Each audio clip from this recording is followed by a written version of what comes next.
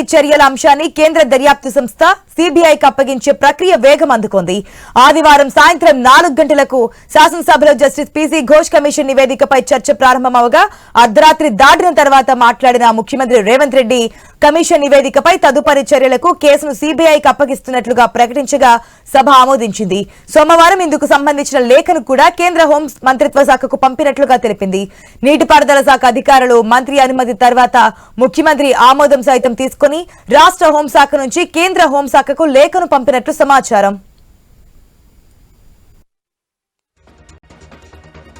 కాళేశ్వరం ప్రాజెక్టులో భాగంగా నిర్మించిన మేడిగడ్డ, అన్నారం, సుందిళ్ల బ్యారేజీల పనుల్లో అవినీతి అక్రమాల కారణంగా ప్రజాధనం భారీగా దుర్వినియోగమైనట్లుగా వచ్చిన ఆరోపణలపై జస్టిస్ పీసీ ఘోష్ కమిషన్ విచారణ జరిపి జూలై 31వ తేదీన నివేదిక సమర్పించిందని రేవంత్ లేఖలో పేర్కొన్నారు.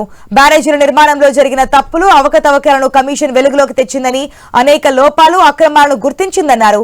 కొన్ని తీవ్రమైన క్రిమినల్ చర్యలు తీసుకోవాల్సి ఉన్నాయన్నారు. రాష్ట్ర మంత్రివర్గ నిర్ణయం మేరకు నివేదికను శాసనసభలో ప్రవేశపెట్టి చర్చించామని వివరించారు. గతంలో నేషనల్ డ్యామ్ సేఫ్టీ అథారిటీ కూడా దర్యాప్తు చేసి మేడిగడ్డ బ్యారేజీ వైఫల్యానికి ప్లానింగ్, డిజైన్, నాణ్యత తదితర కారణాలను పేర్కొందని రేవంత్ తెలిపారు. ఈ అంశాలపై మరింత లోతుగా దర్యాప్తు చేయాల్సిన అవసరాన్ని ఎన్డీఎస్ఏ న్యాయ విచారణ కమిషన్ నివేదికలు స్పష్టం చేస్తున్నాయన్నారు.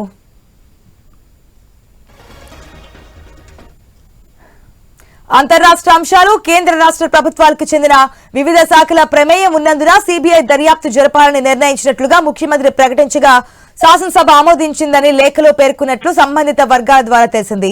శాసనసభ నిర్ణయాన్ని అమలు చేసే విషయంలో రాష్ట్ర ప్రభుత్వం ఏమాత్రం ఆలస్యం చేయకుండా సోమవారమే లేఖను కేంద్ర హోంశాఖకు పంపి సిబిఐ విచారణ నిర్ణయాన్ని తెలిపినట్లుగా సంబంధిత వర్గాలు తెలిపాయి.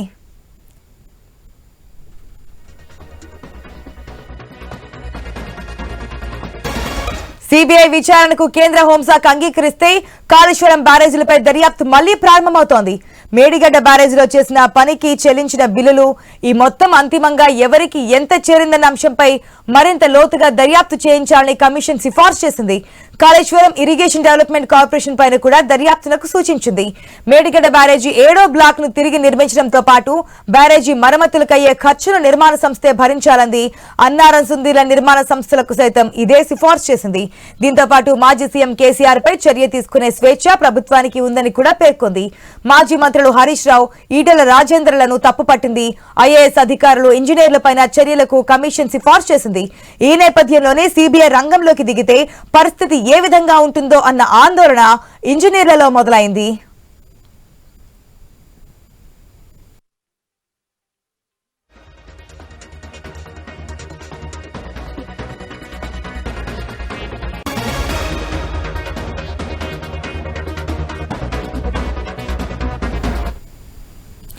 తెలంగాణలో కేసుల విచారణ చేపట్టడానికి సిబిఐకి అడ్డంకులేమీ లేవని ముఖ్యమంత్రి రేవంత్ రెడ్డి స్పష్టం చేశారు.